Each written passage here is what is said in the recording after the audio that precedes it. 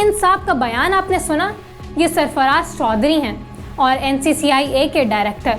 जो लोग रोस्ट करते हैं, जो मेरी सोसाइटी को गलाजत सिखाते हैं, जो गंदी गालियां सिखाते हैं, छोटे छोटे मासूम बच्चों को गेमिंग एप्स के जरिए गैम्बलिंग सिखाते हैं, मेरा प्रॉब्लम उन लोगों है। ये जैसी कहानी सुना रहे थे ऐसी थी नहीं। असल कहानी तो अरूप जतोई ने सुनाई, जब कुछ अफसरान पर करोड़ों रुपए रिश्वत का इल्जाम लगाया और मुलव्विस अफसरान के खिलाफ FIR कटवाई। सब पैसे का खेल था। रखी पर जुए से पैसा कमाने का इल्जाम, तफ्तीशी अफसरान पर रिश्वतखोरी का इल्जाम, और फिर कहानी खुलती चली गई।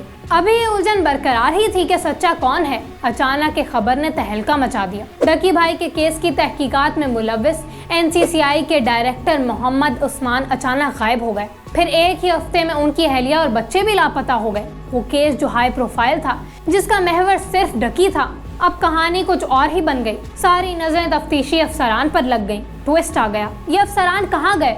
किसने अगवा किया? कहानी है क्या? एक सनसनीखेज मोड़ आ गया।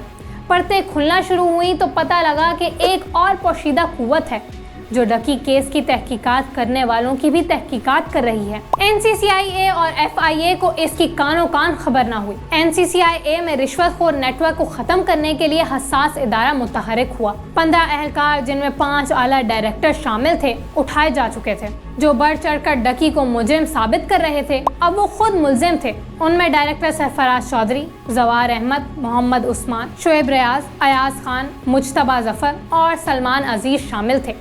इन्हें तहकीकात मुकम्मल होने तक मुअत्तल कर दिया गया। इन सब के बावजूद डकी पर सख्तियां कम ना हो सकी। डकी को जेल में ऐसी जगह पर रखा गया जहां इंसानों का रहना महाल है। कचरा और गंदगी के ढेर के पास कायम सेल में डकी को कैद किया गया। सादुर रहमान उर्फ डकी भाई 2 माह से ज्यादा जेल काट चुके।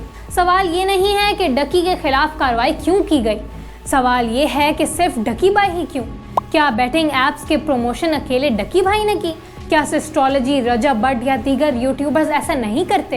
इनकी कई वीडियोस तक मौजूद हैं। लेकिन साइड इनकम जनरेट होगी फिर ही यशियां होगी ना। और साइड इनकम जनरेट करने के लिए दी बेस्ट ऐप पर आप ट्रेडिंग करके 19% तक का प्रॉफिट हासिल कर सकते हैं। आप सबको ट्रेडिंग करके दिखाऊंगी और आपको बताऊंगी कि आप किस तरह से पैसे। तो इनके खिलाफ कार्रवाई क्यों नहीं हुई?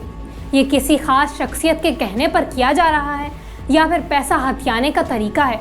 पब्लिक जवाब मांग रही है मगर कोई जवाब देने को तैयार नहीं। व्यूअर्स, डकी भाई हीरो है या विलन? इसने अपनी आम सी जिंदगी में इनकलाब बर्पा किया और नौजवान नस्ल को खराब करने का बाइस बना।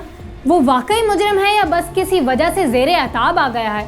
आप डकी भाई के लिए तनकीदी राय रखते हैं या हमदर्दी के जज्बात? अपनी राय से हमें कमेंट सेक्शन में आगाह करें।